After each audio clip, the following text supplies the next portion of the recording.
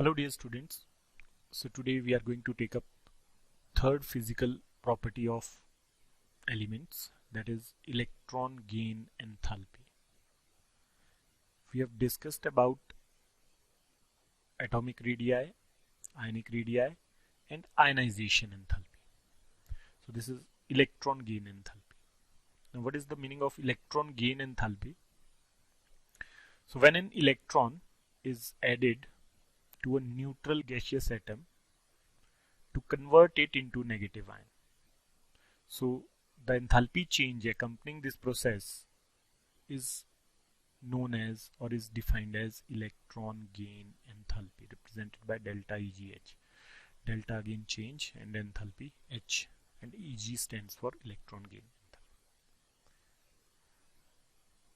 Now in this picture you can see that there are 17 electrons and 17 protons. So this corresponds to chlorine atomic number 17. 2, 8 and 7. Valence shell contains 7 electrons. Now if this species gain 1 electron which is outside, now it has to enter to this valence shell, outermost shell. So some energy is released or used in order to carry out this process. Whatever energy is released or absorbed, that will be called as electron gain enthalpy, and thereby this species, this neutral species, will be changed into gaseous ion. So this will be called as anion. Negative charge is there. Now there are 18 electrons and 17 protons. So for this process, whatever enthalpy change is there, that will be called as electron gain enthalpy.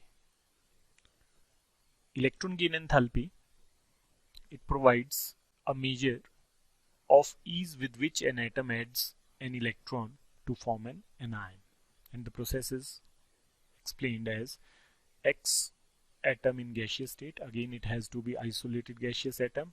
It will gain that electron, this electron it will enter, and then it will be converted into X negative anion in gaseous state. So this process, during this process, some energy is either released or used, that is called as electron gain enthalpy. Now depending on the element, the process of adding an electron to an atom, it can be either endothermic or it may be exothermic. For many elements, energy is released when an electron is added to the atom, and the electron gain enthalpy is in negative. For some elements it may be opposite, that is the energy may be required in order to carry out the same process. So if energy is released, we call that as exothermic, and if energy is used or required, then it will be endothermic. Likewise, the value of electron gain enthalpy that comes out to be positive when it is endothermic process, that is energy is absorbed during the process, and electron gain enthalpy may be negative when the process is spontaneous, or when that electron gets added up to result in the formation of this anion, so the energy is released. Now variation of electron gain enthalpy in the periodic table. First of all, the variation across the period. Electron gain enthalpy have large negative values towards the upper right of the periodic table. If we analyze this graphical representation, so electron gain enthalpy at this point is 0. Now some elements, they lie below, which will have positive electron gain enthalpy, and the values are given upward, they are in negative. So most of the elements, they have 0 or negative values. Only a few elements are there which have positive electron gain enthalpy values. As we can see that most negative electron gain enthalpy value possessing elements, they lie to the upper part. For example, fluorine, chlorine, bromine, iodine, astatine, they have maximum negative electron gain enthalpy values. And the noble gases, helium, neon, then argon, krypton, so these have positive values. We will discuss about them afterwards.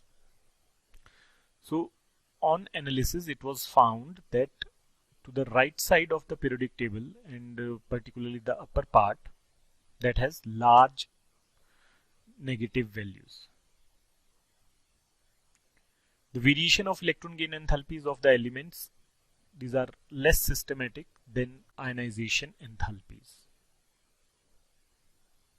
And this table shows the variation, this graph, all the variation up to 90 elements that has shown in this. Electron gain enthalpies values, they become more negative with increase in atomic number across a period. Reason being, now if we analyze this table, for example, second period we take into consideration, lithium, although it is metal, it has minus 60, beryllium plus 60, boron minus 82, all energy given is in kilojoule per mole, then carbon, nitrogen, oxygen and fluorine, neon as well. So beryllium has positive, this is exceptional. From boron to carbon, gradually there is decrease or increase in negative, we can say.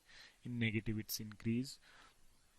Then for nitrogen there is decrease, but then from oxygen to fluorine there is increase in negative. So for beryllium, exceptional behavior of beryllium and nitrogen is due to their stable electronic configurations. The stable electronic configurations, the element doesn't show any affinity. By gaining that extra electron, the species will become unstable.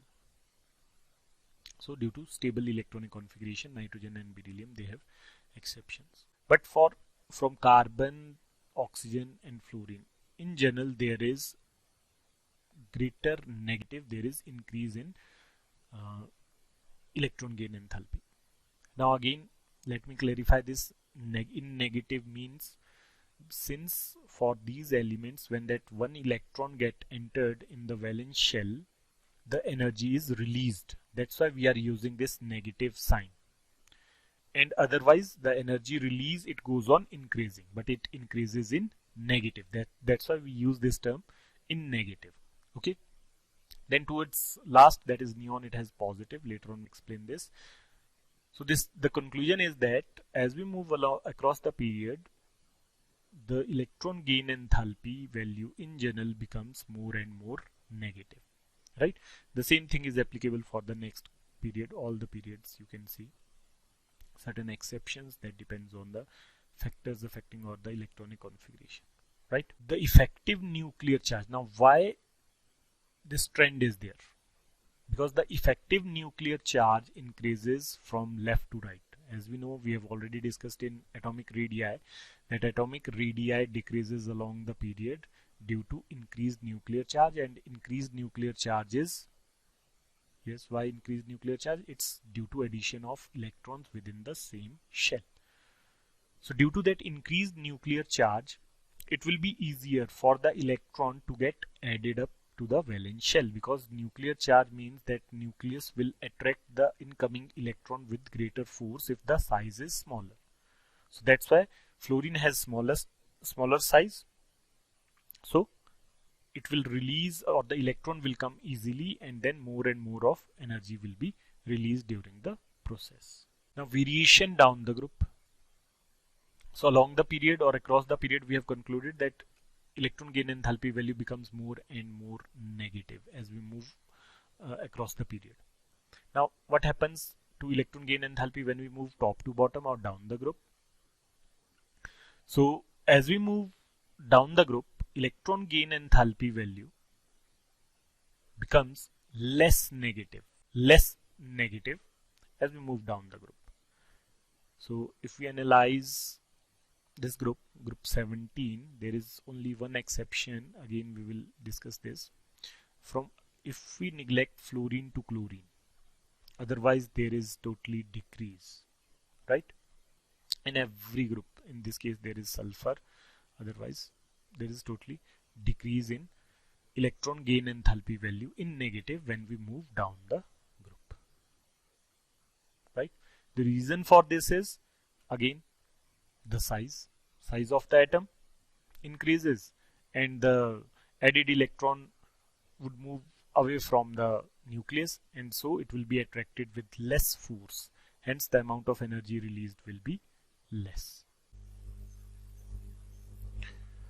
Now we will discuss about some unusual trends in electron gain enthalpy across the period as well as down the group. So electron gain enthalpy of oxygen, very important, oxygen or fluorine, is less than that of succeeding elements. As we can see in this table, oxygen and sulfur are given, they lie in the same group. Generally we have discussed that downwards the electron gain enthalpy magnitude becomes less negative, but you can see that in case of oxygen it's minus 141 kilojoule, and then for sulfur it has increased in negative, although it should have decreased. So this is exceptional behavior. In the same manner for fluorine we can see that electron gain enthalpy value is minus 328 kilojoule per mole, but for chlorine it's minus 349. And this chlorine has the most negative electron gain enthalpy value in the periodic table, not fluorine. So these are the exceptional behavior. Now why these trends are abnormal? Because as when an electron is added to oxygen or fluorine, oxygen is given here, fluorine is given here. So in oxygen the valence shell has 6 electrons. Now we are going to enter 1 electron to this. Let us say this is electron and it will enter in this shell. But again the principal quantum number or the main shell for oxygen is 2, n equals to 2, that is it belongs from second period, and the size is very small. So oxygen has very small size. We are comparing it with sulfur. We are comparing it with sulfur where n equals to 3, right? So the size of oxygen is very small. As a result, the electrons, 6 electrons present, they already tends to repel each other, or there are inter-electronic repulsions between the electrons which are already present in oxygen due to its smaller size. So this incoming electron, will it be allowed easily? No, this electron will not enter easily. So as a result, it has to overcome that force of repulsion in order to get accommodated within this shell. So during that process, some of its energy is used in order to separate or in order to make way for itself in the shell. So for that energy is used, hence the resultant energy that comes out to be less negative. Okay. In the same manner for fluorine, this is the structure given. So it has 7 valence shell electrons. Again, n for this is 2, and that principal shell, second shell, is very small. So the electrons, they lie closely to each other, and hence there are inter-electronic repulsions among themselves. So they won't allow that incoming electron, entry of incoming electron will not be easy. Hence, some of the total energy that should have been released by this electron is utilized to make space, and hence the resultant energy released, that comes out to be how much? 328 kilojoule. Hence its energy is used in order to make space for itself. So that's why we say that oxygen, it has less negative electron gain enthalpy than sulfur, and in the same manner for chlorine, fluorine and chlorine, fluorine has less negative electron gain enthalpy. So from this we can conclude that chlorine is the element which has most negative electron gain enthalpy. The reason is same.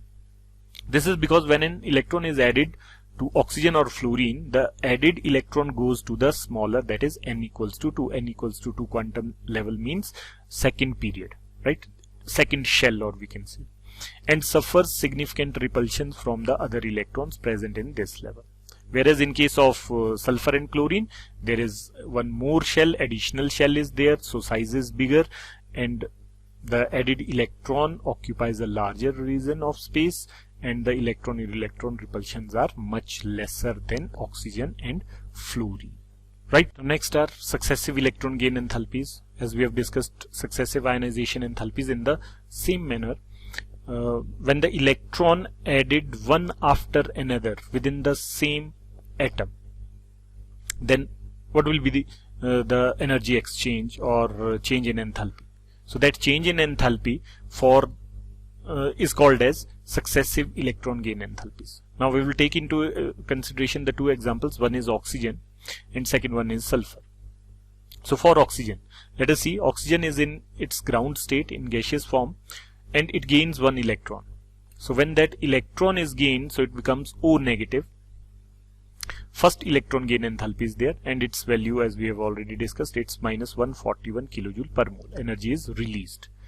Now to the same, this O negative ion in gaseous mole, if we go on adding another electron, so if that another electron is added, so it becomes O2 negative ion in gaseous form, and this will be called as second electron gain enthalpy. And can you see that this second gain enthalpy value, it's positive, right? So in order to carry out this second process or second step, to make this O negative as O2 negative to change, for this transition we have to provide energy, and that has to be 780 kilojoule per mole. That means during this process, this process becomes endothermic, whereas the first process was exothermic. Okay. Now, why there is this abnormality, or why it is in positive? So in this case, we have to take into consideration the size of the species. Oxygen, which has N equals to 2, as we have discussed, that is, it involves second principal shell or quantum number. So its size is very small, and it is already very difficult to enter one electron. So once that one electron is entered and it has become O negative, now it is highly difficult to enter second electron. So this process, it requires additional energy in order to get completed. And that's why we have to provide that energy, and how much energy it has to absorb. It should be 780 kilojoule per mole, because the inter-electronic repulsions, they goes on increasing on addition of one electron, and if we are going to add another electron, so it will highly increase. That's why we have to provide more and more of energy, and hence successive electron gain enthalpy values, they become positive, more and more positive. Same thing happens in case of sulfur. For sulfur, we can see that the first electron gain enthalpy value, S negative, is formed. It is minus 200 kilojoule per mole. But when we add the electron, second electron, to this S negative ion to make it sulfide ion, so it comes out to be positive. Again, the reason is same, because after addition of one electron, the 7 electrons which are present, they tends to repel each other, or inter-electronic repulsions, they increases, and the next electron entry will be only on absorption of heat. Then the last point, that is factors on which electron gain enthalpy value depends. So electron gain enthalpy value, it depends on size of the atom. Just it has to be related with size.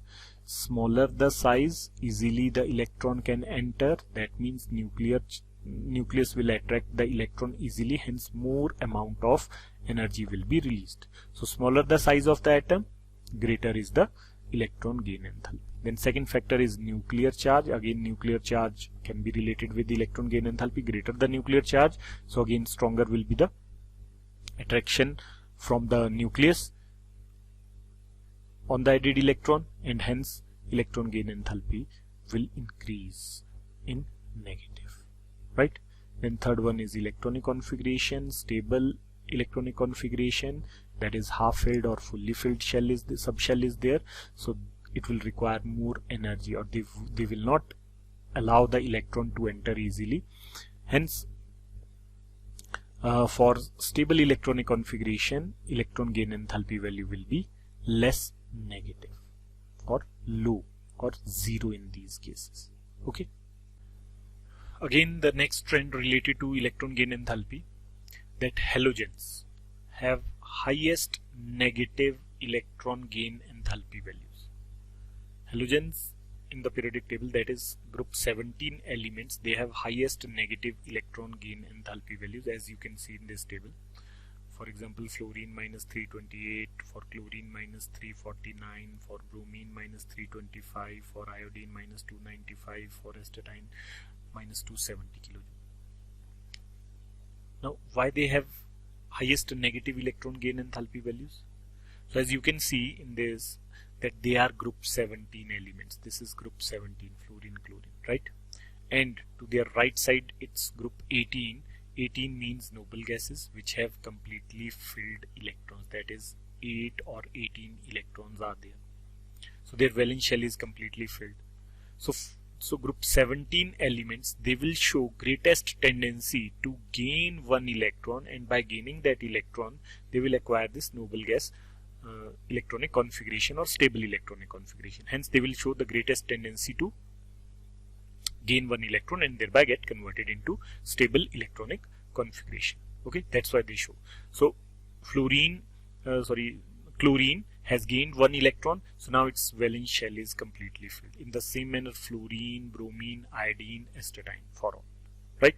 So that's why we can say that due to that requirement of only just one electron to get converted into stable noble gas to attain stable noble gas configuration, they show maximum tendency, and thereby their electron gain enthalpies will be most negative. The halogens have very high negative electron gain enthalpies because they can attain stable noble gas configuration by picking up an electron, right? In the same manner, noble gases. Now noble gases have positive electron gain enthalpies. So as we can see in this table, they have positive. Helium has plus 48, neon plus 116, argon plus 96, in the same manner krypton 96, then xenon 77 kilojoule per mole, radon plus 68 kilojoule. All noble gases, they have positive values. Again, how it can be explained? So the reason for these large positive value is their stable electronic configuration. They have 8 electrons in their valence shell. 8 electrons are there already. So their outermost shell is fully filled. So once the shell is fully filled, the species will be in its stable condition. And if we provide one electron, that is as this electron, if it enters to the fully filled shell, it will make this unstable. And this process will require absorption of heat. It cannot take place of its own or by loss of energy. So that's why the process will become endothermic, right? So noble gases have large positive electron gain enthalpies because the electron has to enter the next higher principal quantum level and leading to very unstable electronic configuration. So these are the main trends in the electron gain enthalpy. With this we conclude electron gain enthalpy.